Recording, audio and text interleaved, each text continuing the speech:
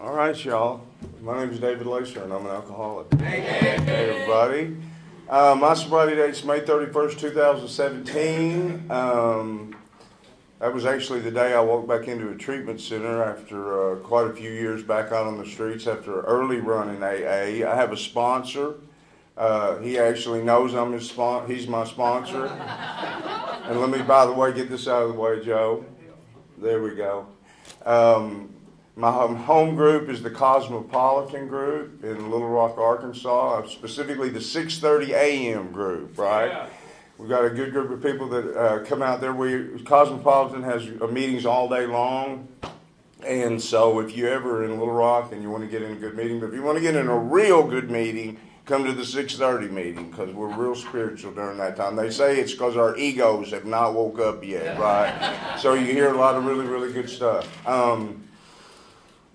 I also want to say that I sponsor people, and I have sponsees that sponsor people, right? So that puts me right in the middle of the program, and that's where I want to stay because if I get to the edge, I tend to fall off of things, right? So I've been arrested 2 times in sobriety. I'm just going to try to get up here. Y'all, I have no idea what I'm going to say. I just want to have a good time with y'all. One of the things that I wanted to do when I got sober is I really hadn't worked in a long time, and so I really didn't want to get a job, Max. And so what I wanted to do was just go around and talk about things that matter with people that I cared about. And so really I'm kind of getting to do that today, right? Because this is something that AA is something that has saved my life on 2 separate occasions. It continues to save my life really on every day. And it really means a lot to me, and I appreciate you guys welcoming me here. I want to thank the committee. I want to thank Will for hosting me. He's been great.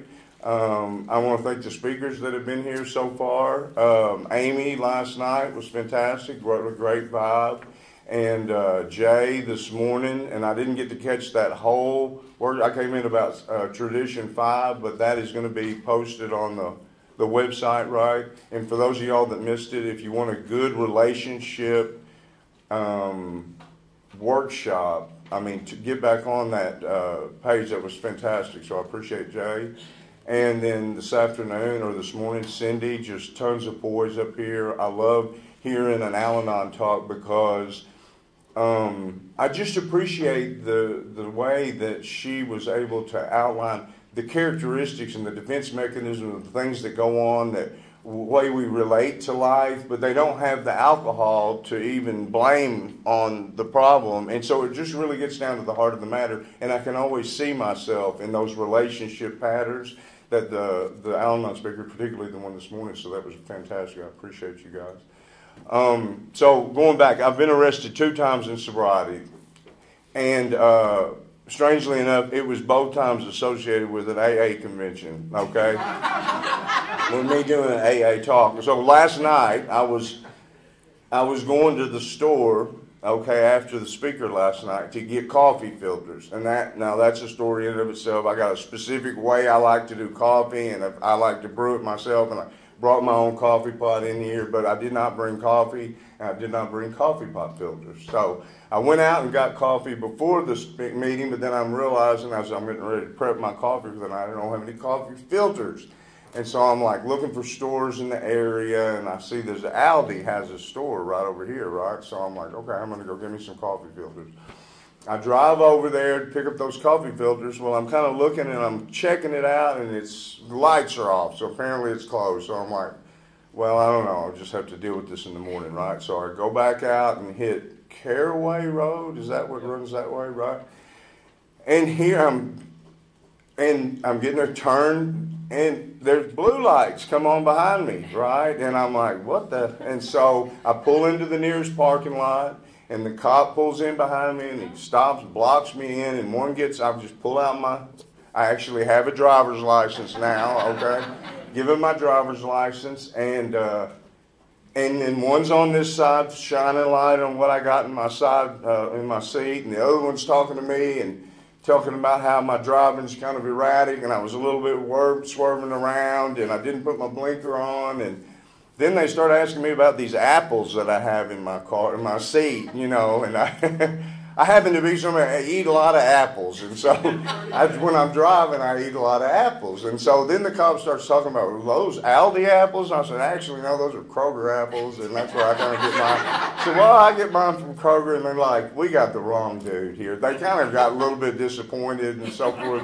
And then they sent me on my way, right?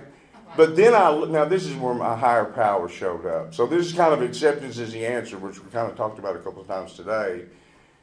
I look up and I'm at Casey's General Store, right? Okay, that's where parking lot I pulled into, and I'm like, General Store, they may have coffee filters, right? And so I drive up in there, and for $2 or $3.29, I got me a whole thing of coffee filters and came home. So my higher power shows up in the real weird ways. It does have a sense of humor, okay?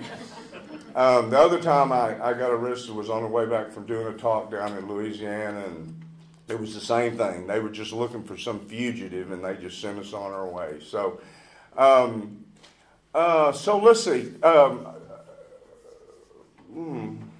grew up in a family of alcohol. I have alcoholics all up in my family, right? Both sides of my family have alcoholics or addicts in it. But that's not why I'm an alcoholic. I'm an alcoholic because when I drink, I get thirstier. The more I drink, the thirstier I get, right? I have an unusual reaction to alcohol, right? I mean, yes, I had a lot of ways that I felt when I was growing up, really, really anxious. I had moments, great moments. I had some good relationships with friends and stuff like that. But the bottom line is, when I would wake up in the morning, I kind of had this sense, and I didn't have words for it then, but it was really, the words that y'all have given me is, I don't know how to live, right? I don't know how to live. And so I'm just kind of terror and dread were my everyday companion, particularly when I would wake up in the morning. I was just always really trying to meet you where you were at. I was kind of devoted to trying to find a way to keep the peace or to avoid any kind of any negativity or anger or anything raining down on me for some reason. And so I was sneaky, right? I just was really, really sneaky, and I was a real people pleaser, okay? And so when I was 16 years old, and we had a Christmas party at our house, and I drank some champagne. I don't even know why. It wasn't like something that I've been taboo, or I don't know why. I'd never drank it before. I didn't really even know you could skip school or anything, so I was I've always just kind of gone along with the flow. I mean, I knew people would get mad at me if I skipped school, but I didn't even really know you could. I didn't know it was a thing. I just noticed when people weren't there, they were skipping school. I just didn't even really think about it. I was really, really naive, right? So when I drank that champagne, something happened, right? I mean, from the very first glass of champagne. Because whatever that I felt uncomfortable in my own skin, and I don't know that all, I hear that a lot of alcoholics feel uncomfortable in their own skin, right? And I'm not so sure a lot of kids don't feel uncomfortable in their own skin, right? But the difference with me was that alcohol solved that problem, right? I was able to let my guard down, and David Lacer was at the party, right? For the first time ever. It was the David Lacer show, okay? And I don't even remember what I did that night. I just remember that I definitely had more champagne, right? I kept drinking. And now that's interesting in and of itself. Immediately, the very first time I drank champagne, I wanted more champagne. I'd never had it before. It does not taste good. I promise you it was not that good of champagne because there was too much of it. They bought it in bulk, right? And champagne is not even good anyway, right? But I kept drinking more of it. So the only reason I would have done that is because I liked the effect produced by alcohol, right? From the very first moment.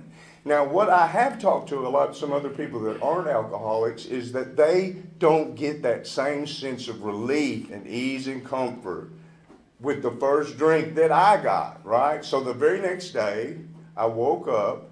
Now, I'm really feeling terrible, okay? Champagne hangovers. Look, I've never drank champagne again unless that's all we had, okay, to drink, right? It's just one of those things. Is that all you got? Well, give me some, and I'll take two, right? And yours too, by the way. So I felt terrible the next day when I woke up.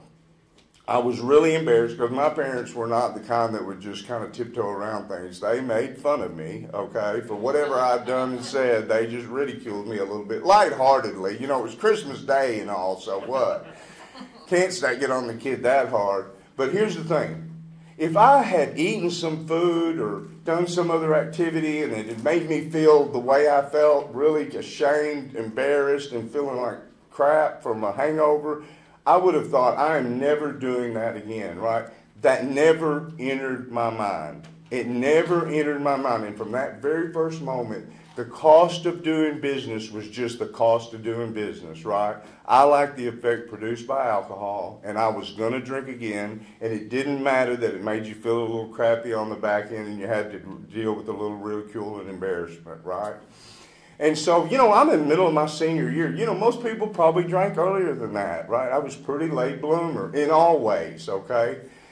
But immediately I started kind of shifting my focus of friends. I changed my friends group, and I started drinking on a regular basis, right? It was not any time, maybe the very next weekend, that I drank and drove for the first time. That was nothing. I thought nothing about that, right?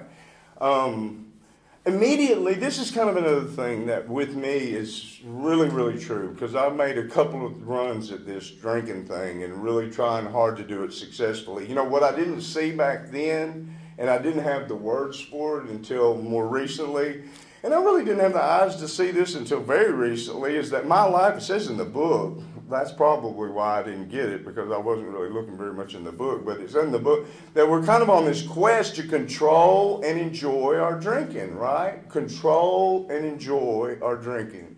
I just want to control and enjoy my drinking, you know.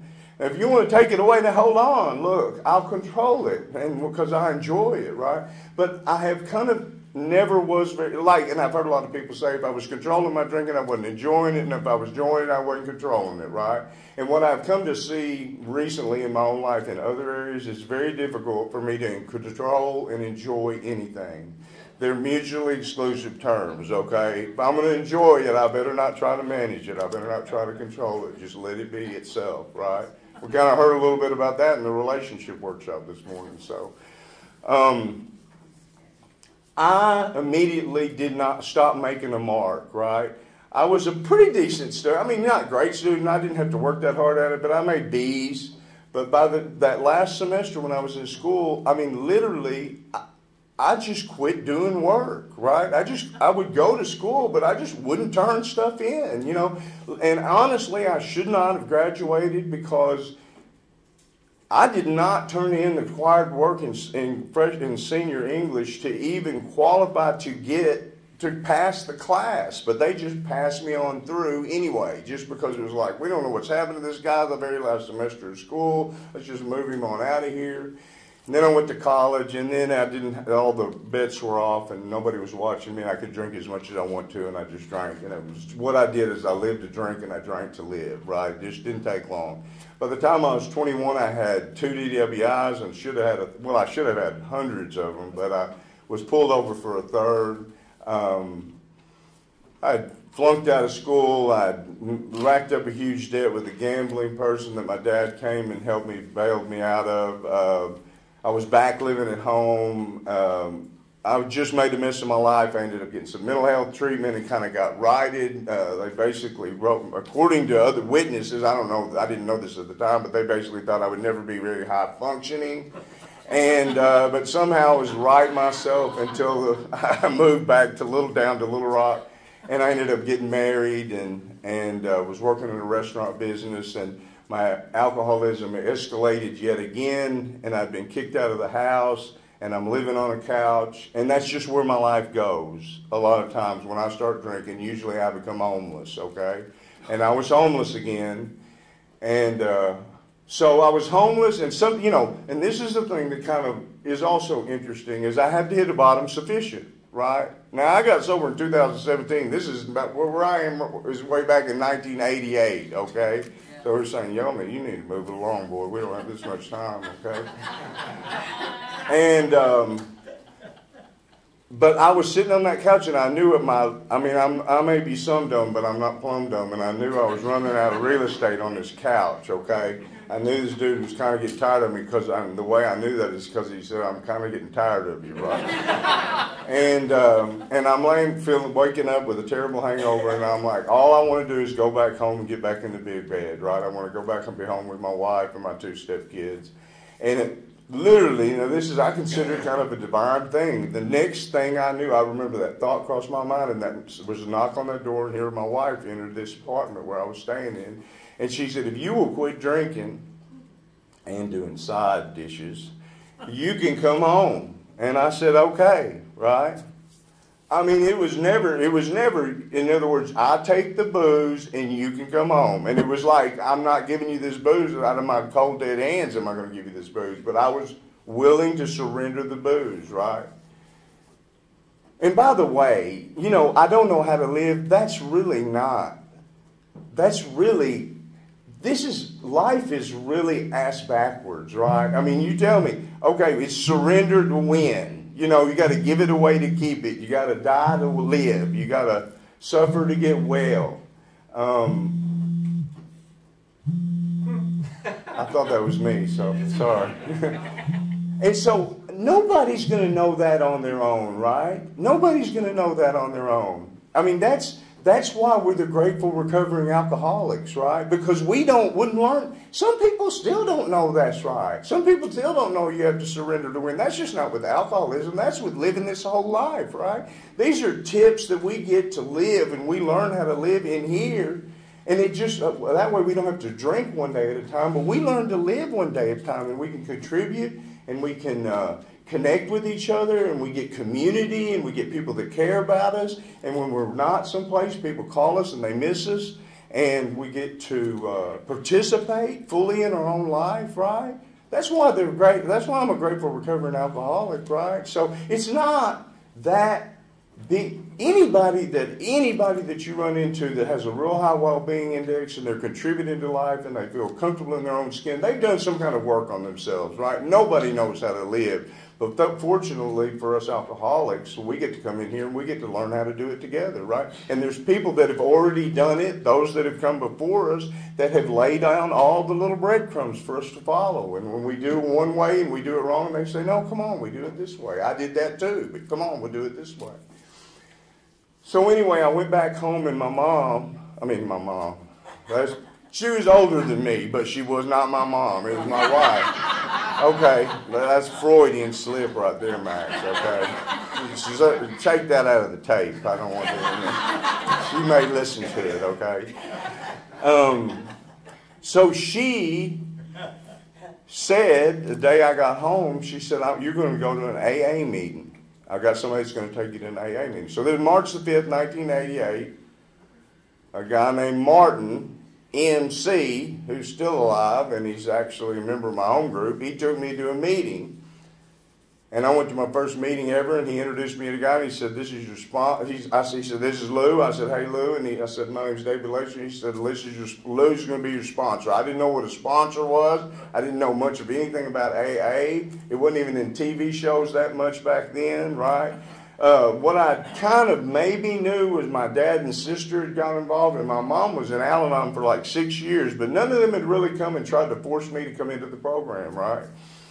And so I went to my first AA meeting, and I am a people pleaser. And we talk about in the program that sometimes that our higher power can use our character defects for the good, for our good, and for the good of us and the good of others, right? And in this particular case, being a natural born people pleaser, I have always wanted to make my sponsors happy, right? So when my sponsors started suggesting that I do stuff, I just started doing it. And we'd sit down together and we'd work the steps, and I'd work the steps, And I did the 4 step to the best of my ability. Then there was some take to the grave stuff I did not put on there. Now, I'm letting you know, obviously, I did not stay sober on March the 5th, 1988. And I had to come back in 2017. But I did stay sober for 16 years, okay? And I did work all the steps. And I did have a home group. And I did have a community of people. And my dad was in the program, and my sister was in the program, and my mom was in Al-Anon. And we would go to conventions together, and I did listen to a lot of Chuck C tapes that my dad had bought me, and The New Pair of Glasses. And if you haven't listened to that or read that book, it's really good to listen to it. You know, you get the real feeling of Chuck C when you listen to it, right? And for those of y'all that have, you can probably quote it verbatim. My dad and I live together now, and we might get on a run. We'll just throw little Chuck C things out and around the house just all the time, damn near every day. So anyway, I felt really good about it, and I felt a lot better, and my relationships improved, and my in-laws even cared about me again, and my stepkids were proud to have me as their stepdad, and I was doing a better job at work. And when I went to school, when I signed up for school, I actually went to school, and I started making a mark again, right? I would get promotions. It took me a while, and again, for any of you guys that might happen to be thinking that you might be too old to go back to school, if that's something that's been a dream of yours, I got my first degree when I was 32 or 33 years old. I got sober when I was 24 or 25. I went to back then. And I ended up getting a master's degree, and my life got bigger and better. And the thing was that sobriety started losing its priority, okay? I didn't want to drink, you know. I had a lot of daily reprieves, and I guess I had a lot of insurance in the bank, you know. I wasn't around people doing drugs or anything at all.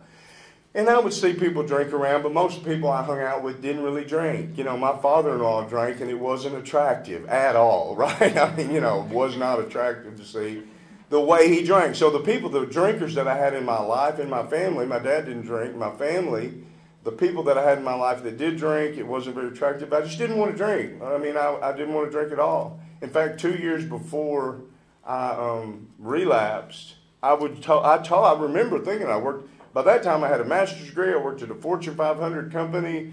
I had a big house with zoysia grass and a sprinkler system, right?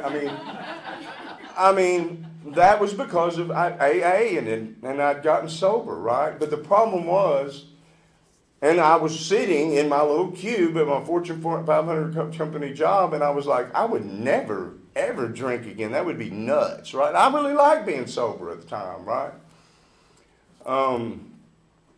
I do want to say, okay, I was introduced to the church. I know I take way too long. I was introduced to the church here in Jonesboro, okay? Now, I want to let y'all know, and I'm proud to say this, because all those early day stores, that was from here in Jonesboro. This is where I was raised, right? And every time I have been saved, and it's about 5 or 6 times, which I was appreciated Amy being saved a lot yesterday, because and again, that's because I was a people pleaser, because if you were calling people down and I didn't think it was enough, I'd say, I got to go, you know. And my babysitters that would take me to these churches would say, you've already been saved, you got to go. I got to go again, you know. And so Craighead County is where I've been saved every single time that I have. But I was raised in a Presbyterian church, though I did go to a lot of other churches, more evangelical, Baptist churches and that type of things. Went to a lot of revivals with my babysitters. And so I was introduced to God. I had no problem with that. I'd been to some Episcopal churches with some family members. I'd been to some Catholic churches. It just wasn't personal, y'all. It just wasn't that, you know, it was just not personal. I wasn't against it. I wanted to whatever. I didn't feel real. I mean, I heard some fire and brimstone stories, but that didn't shake me up too bad. It was just a little bit, I remember one in particular, which was a little bit zany. But nonetheless, I just didn't have a personal relationship with any kind of higher power. It wasn't that I didn't believe in it. Well, during this time, so I drifted away from AA. Like I said, I didn't say, screw AA, I don't need those guys anymore. I got busy. You see, but I just got busy, okay? Got this real job, wasn't in the restaurant business anymore, got pulled. They want you to work a little extra, or I just want to work a little extra because I want to make sure that I'm doing a good job, right? Feeling really insecure. All my character defects are blooming, right? And that's another thing Chuck says. He's children of the ego, obsessions of the mind, right? My character defect. They're not getting pruned back. I'm not going to meetings on honesty, right? I'm not going to meetings on acceptance. I'm not going to meetings on resentment. You don't go to meeting on resentment and resentment start to form, okay?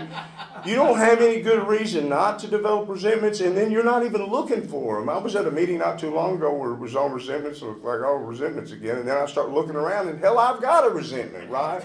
But I wouldn't have even noticed it. It's sort of like a cloud in the sky. If you don't tend to it, it blocks a little bit of sunlight, but you don't really see it, right?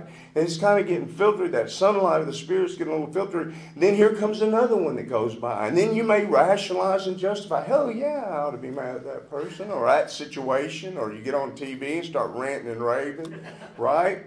And then here comes another one. And then all of a sudden, I'm confused, and the reflection off my cloud cover as being the sunlight of the Spirit, right? And so I wasn't getting any of that. And I'm completely, all these character defects are going unpruned. And honesty really was one of the biggest ones that got compromised because I just wasn't thinking about it. So I just started a little white line. Where are you at? Well, I'm over here, and I was really over there. Stupid stuff, you know what I'm saying? I lived a decent 20 or 30 miles from my house, or 20, 30 minutes from my house, and I would say I was going to be home at a certain time, and well, are you on the way? Well, yeah, I'm on the way. And I would just give a different location. You know what I'm saying? It wasn't like I was laying up with anybody or anything like that. It was just little white lies. How are you coming on this project? Almost done, and I hadn't started it. You know what I'm saying. And that's just a slippery slope, right? Then it gets sort of bigger than that. It gets sort of emotional affair at the office, right? Getting all of a sudden the internet's born, and I'm getting online and have all this other stuff going on, right? And a lot of things that I would see as completely objectionable today in the middle of the program that I just thought was just part of living life, right? I was just trying to manage life because I had confused the fruit of the tree of sobriety, right? The gifts that I'd gotten in sobriety, the degrees, the family, the nice house, all of that's just a byproduct. That was a byproduct of me finding a way to live, you know what I'm saying, and being able to show up and participate in my own life. And I started thinking that that was what was making me happy. When the happiness was coming from the inside, and it was producing this beautiful fruit, but I'm starting, and that's okay, but I better have another one, and she's pretty, let me get that. This will make me happy, and that'll make me happy. I'm tired of her anyway. Well, maybe I'm not so tired. Well, I'll just keep both of them going. You know, that's the kind of thing that's happening. And here I'm trying to manage all that. I don't want them to find out. And, you know, I'm back in that same place that I was when I was a kid. I'm full of anxiety, I'm full of fear, and I don't know how to live, right? And then she hurt my wife. It got more than she wanted to handle, and she kicked me out. Then within about 10 days, I'd found another replacement model. And then she hurt my feelings. At all places, the electric cowboy. Now, what am I doing? What is a man with 16 years sobriety doing at the electric cowboy? You can tell my program had gone to hell, okay? And she hurt my feelings, and it seemed like a good idea to take a double shot of vodka, to order a double shot of vodka. Of course, I snuck. I just snuck the drink. I didn't even want her to know, right? And about 2 days later, she came home after moving into the trailer that I was living in, and I'm passed out in my vehicle. And she said, I didn't think you drank. And I said, well, I do now. And that was in 2004. And over the next 13 years, I saw the inside of a whole lot of jail cells. I was unemployed. Within 9 months of that, all that was gone. That whole old life was completely evaporated, right? I picked up my first felony about 2 years after that. And it just was, I mean, let me just say, there's never been a time I haven't drank and done side dishes, drank and drug, that I have not had moments of enjoying myself, okay? I like to get drunk, okay? I enjoyed getting drunk this last time around. That last 13 years, there was a lot of times when I really enjoyed myself.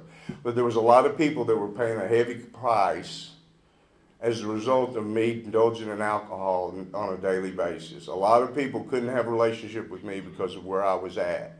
And I did not really even care.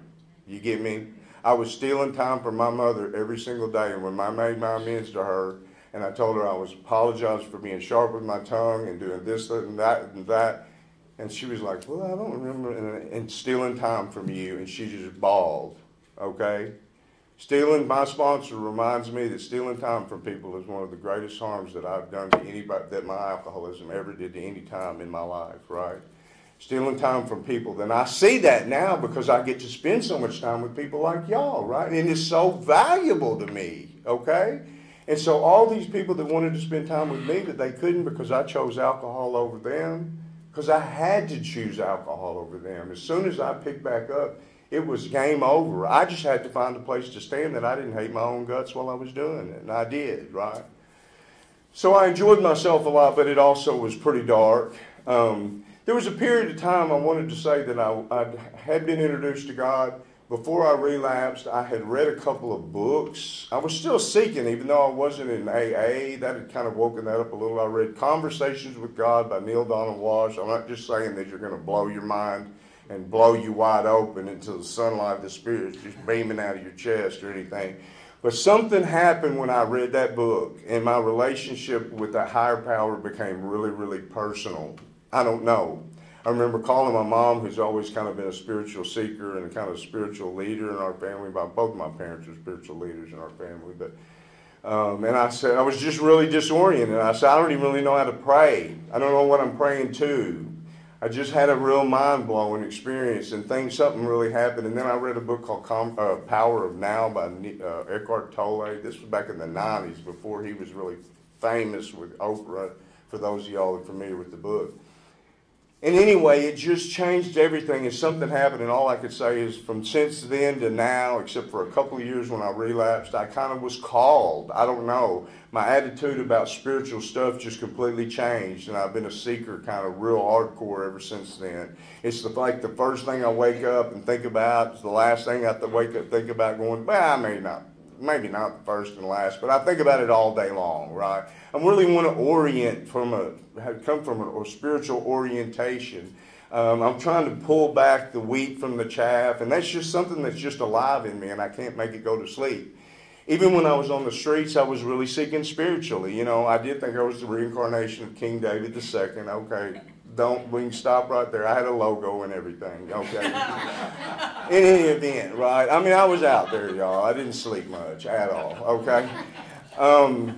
And the fact of the matter is, if it wasn't for the police department, I probably wouldn't be here right now, because it was only that I kept getting thrown in jail so frequently that I ended up in jail one day in 2017 after serving 41 days in solitary confinement. I've been getting locked up and getting out, locked up, getting out. I get out for 10 days, go back. Get out for 2 months, go back. And I was in the jail cell. It was not unlike any other day that I've been in the jail cell recently, which was a lot. And I just had a moment of clarity. What I really didn't know at the time, well, here's what the moment of clarity. I said, David Lacey, I saw my life was not sustainable the way I was living it. Now, a blind man could have seen that. Okay, so that does not, but the fact that my head popped out of my ass long enough for me to see it, you know, it says we had to admit to our innermost self that we were alcoholic, right? And what I saw was that, when I'm saying that, I saw my life was unmanageable. I had not, full-blown homeless. I'm talking homeless shelters on a good day, okay?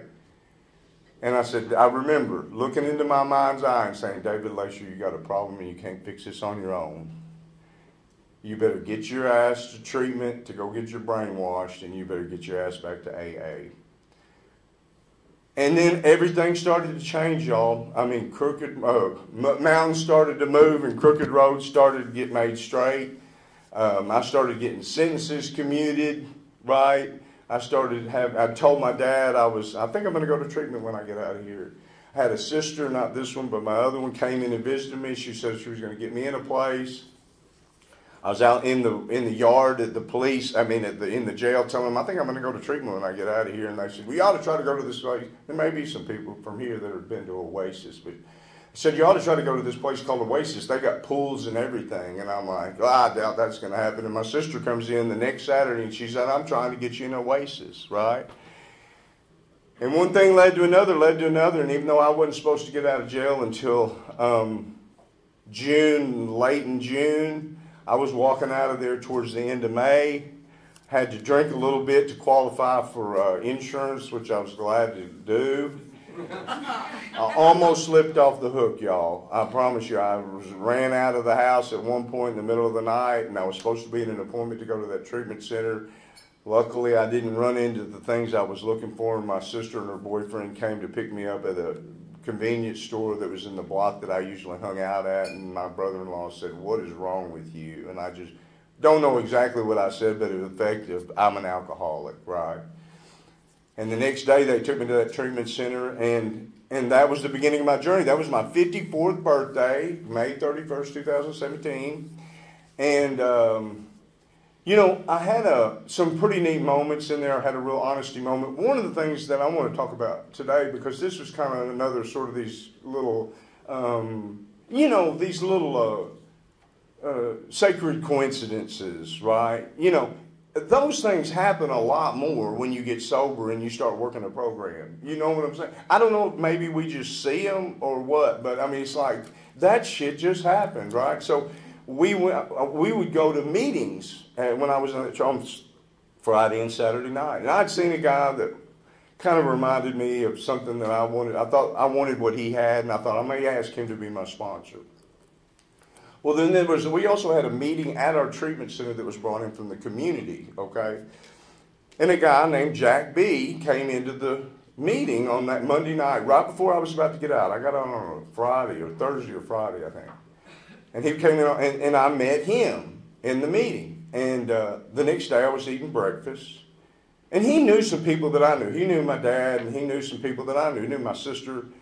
And I visited with him briefly. And then the next morning at breakfast, I was sitting down eating breakfast with a woman that had also been to Cosmo before, but she had relapsed. And I told her, I said, I'm thinking about getting this guy to be my sponsor or Jack B to be my sponsor. And she said, if I could get anybody in the world to be my sponsor, it'd be Jack. She said, Jack, I'll just say Jack Brown.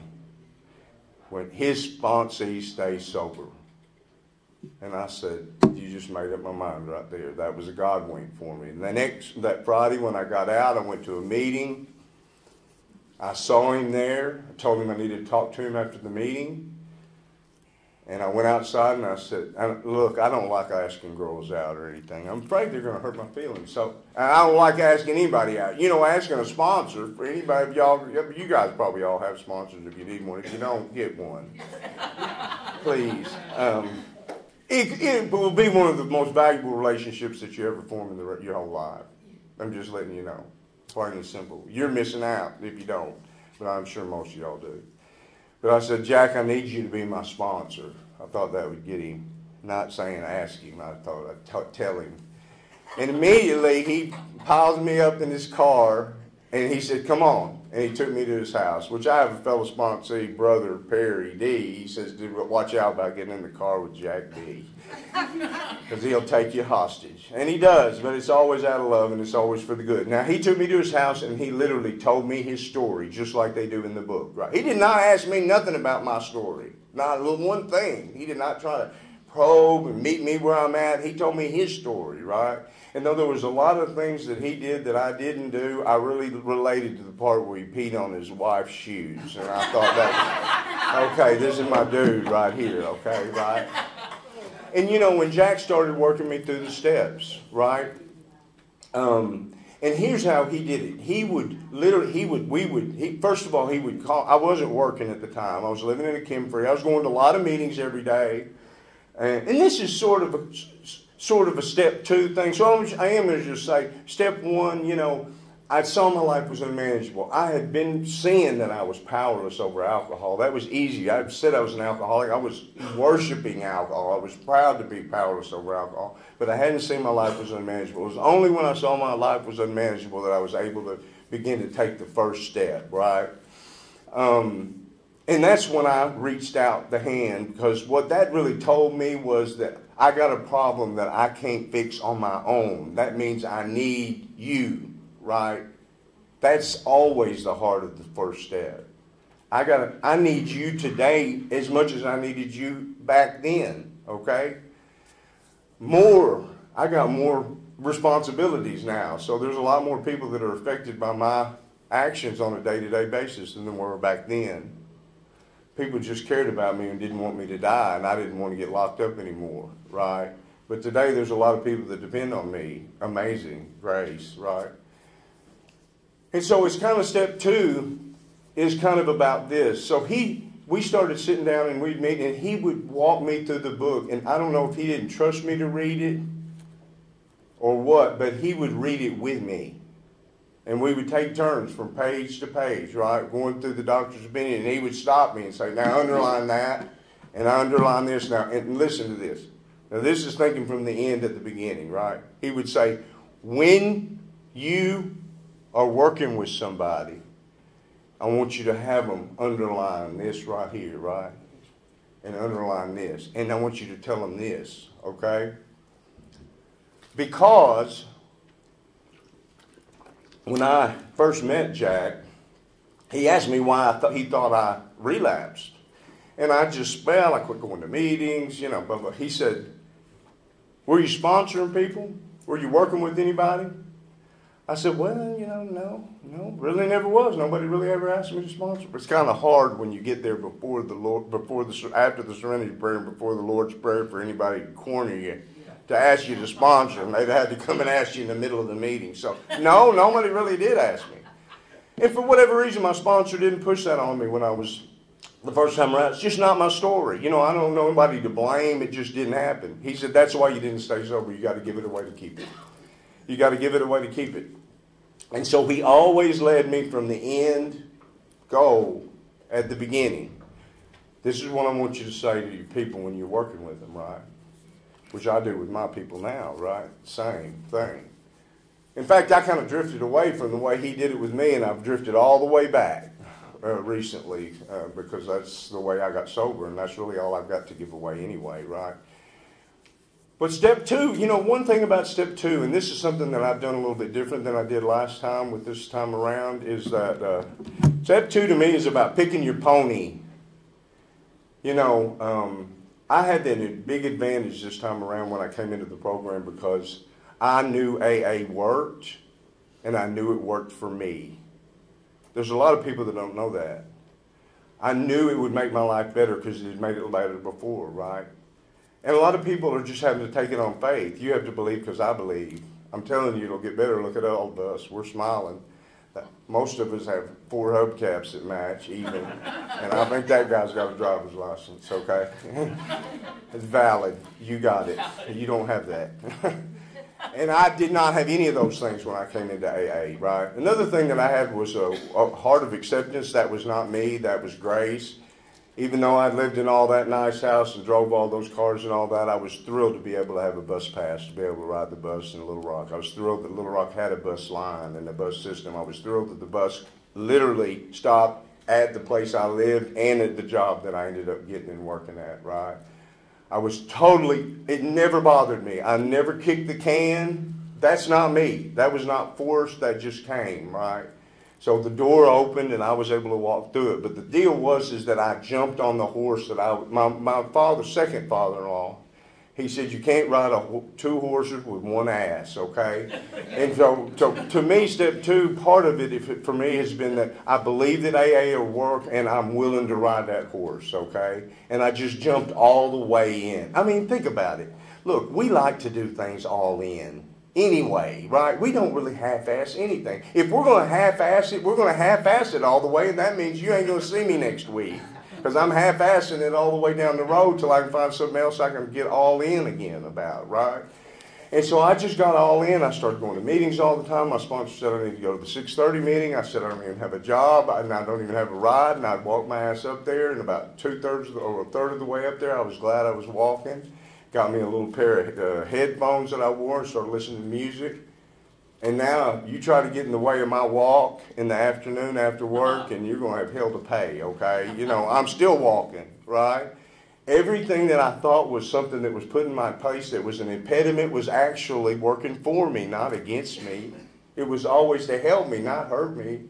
It was only my perspective on the thing that I had to shift around at times, right? And usually my sponsor would help me with that. We went on through the book. We got to the 3rd step, the 3rd step, and we go through it, reread it, in the third, so I have a buddy that says every problem is a third step problem. That's my experience. Every problem is a third step problem. When it says we had to quit blaming God, it didn't work, I say we get to quit blaming God, it's too much work. The whole rest of the program is identifying for me places where I'm not even aware that I'm playing God, that I'm trying to manage and control shit that's not mine to control or manage, right? I'm getting my hands into stuff that is not mine to have to get my hand. You don't have to do that, bro. It's not yours to manage. And that's where all my character defects come out of. You know, driven by 100 forms of fear, right? There's 1,000.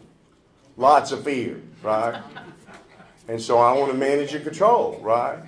And it says, you know, it says most good ideas are simple. And this is the keystone through the arch through which we walk to freedom, right? And I'm like, what's the simple idea? What's the good idea? And really, for me, it is that there is a God, there is a power greater than me, and I'm not it. That's mostly it. I'm not God, right? And then finding places where I'm playing God and surrendering those. And I can't do that completely without God's help, right? It says that in the book. That's all literally on one page, if not two, okay? Then I get to this place, and here's what he does. He says, come on over here. And we get on our knees in his living room, on his couch, and we say the third step prayer. And right here is really where he shall offer myself to thee to build with thee and do with me as thou wilt. Relieve me of the bondage of self. So I'm asking right there, okay? That's it. Relieve me of the bondage of self. There's still things there's aspects of me, fear-based aspects of me that want to manage and control things, right? But if I can see that that's not working for me, even though I can't stop that from happening, at least I can be free from the bondage of that, right? What Cindy said today, I don't have to react. I can pause and respond. It doesn't mean I might not judge people, but I don't have to say nothing about it. You see what I'm saying, right? And I don't have to rationalize and justify it, right? I still have this chirp, chirp, chirp, chirp, chirp. I'm like, what in the world is that? I can't stop it, okay? But I'm freer from the bondage of self than I was when I came in here, right? Now, when I get my sponsees to do that, I say, this is where it gets weird, y'all. Come on, we're getting on our knees. And that's what we do, because that's what he did with me. Worked me through the 4-step. We identified the resentments. You know, I don't know if this was said or it's been alluded to a few times. It was alluded to this morning, I think by Jay. Is really the things that we identify in our 4-step and what my sponsor was showing me is really survival instinct stuff, right? It's my identity. It's my security. It's the relationships. And it's sex stuff. You know what I'm saying?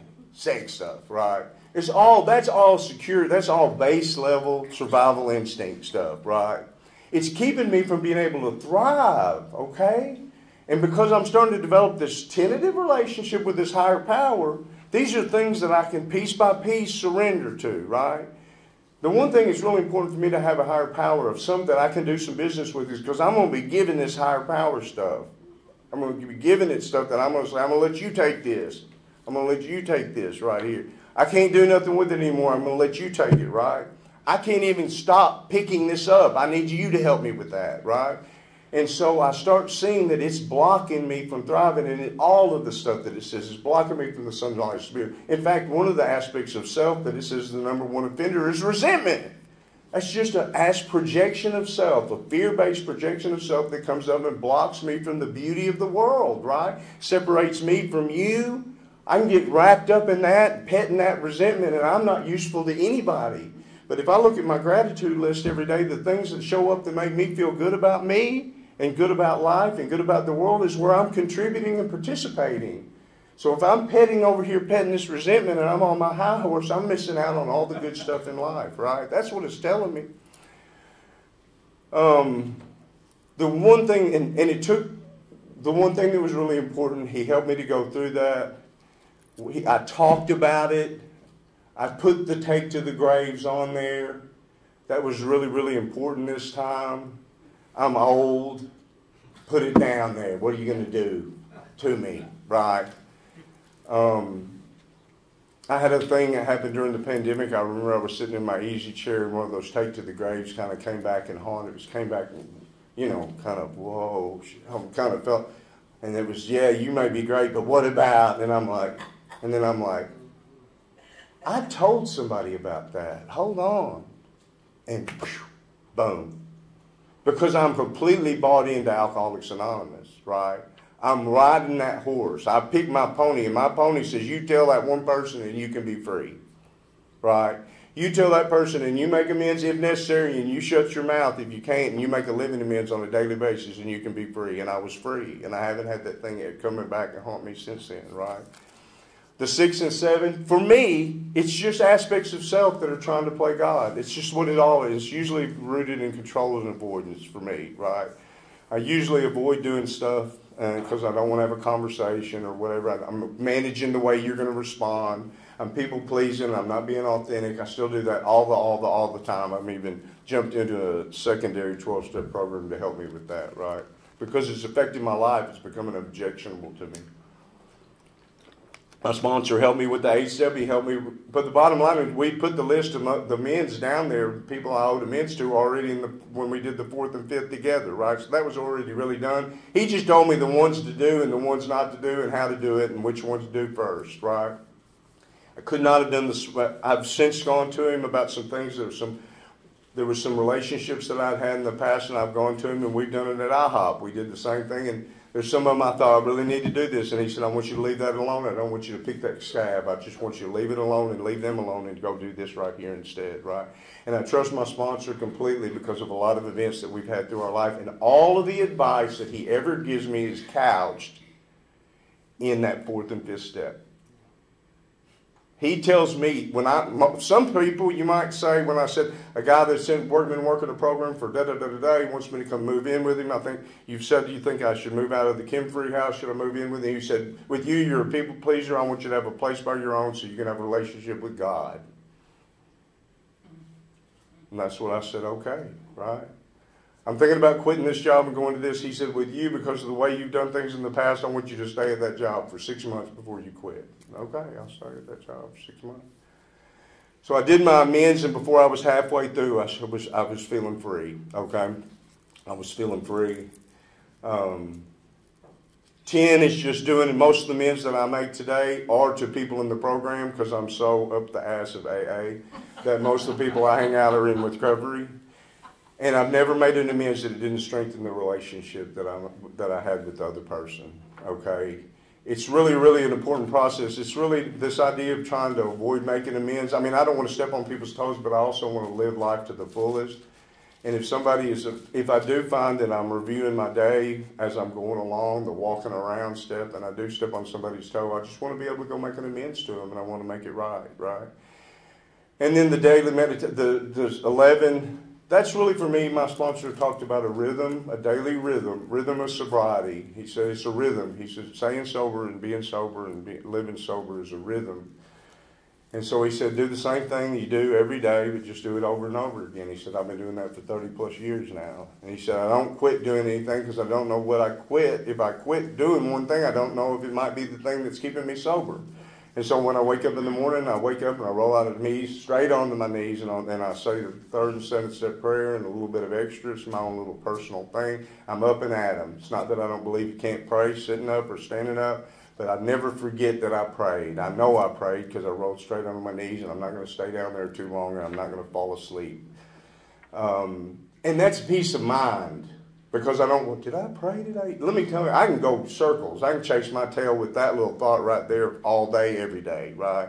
Completely clear about it. I get up, I get myself ready, I sit down and I read my readings. I got my readings, I read those every day. I do 5 minutes of meditation. I added that in probably 4 or 5 years ago, during the pandemic, 3 or 4 years ago.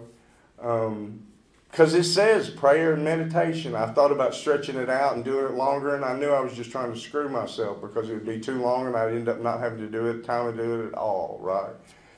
I don't try to get anything special out of the meditation. I just do it, and I try to reflect and be present as best I can, perfectly and imperfectly. And then at the end of the day, I do a gratitude list. My sponsor told me early on he wanted me to do a gratitude list. And I hadn't been doing it. It was about a week into it, and so I texted it to him. He said email it to him, and that's something that I do every day. And it's just like I told you earlier. The biggest thing about that is I didn't realize that our minds are really focused on looking at the outlying things that are kind of risky and problematic, and they're not really trained to look at the good news, you know. And so we kind of have to do that on purpose. But what I've seen is that most of the things that show up on my gratitude list are things that I did not want to do when I was first presented with the idea. And so I'm able to see that my mind if I listen to my mind on a daily basis too frequently, that it's probably going to take me down a dark road. And so I just do my gratitude list, and I send it to my sponsor, and I actually share it with another group of people that my sister's on that list, and we do that together, and that's cool. And then step 12, this is just doing it every day, just living the life. And it's a living life of freedom and being able to contribute and appreciate. I have no experiences or exchanges in life that aren't mutually beneficial. That's just what I tell myself. It could be a total lie. But it's the way I look at it that way. No matter what happens, even if you're in a not so great a spot, that's just what I need to do, experience at that given moment so I can be free and live life on life's terms. Do I do that perfectly? To even say that is stupid, right? That's not even the point. It's to do it perfectly and perfectly. And with AA's help, I can do that one day at a time. I'm grateful to be here. Thanks for keeping me sober.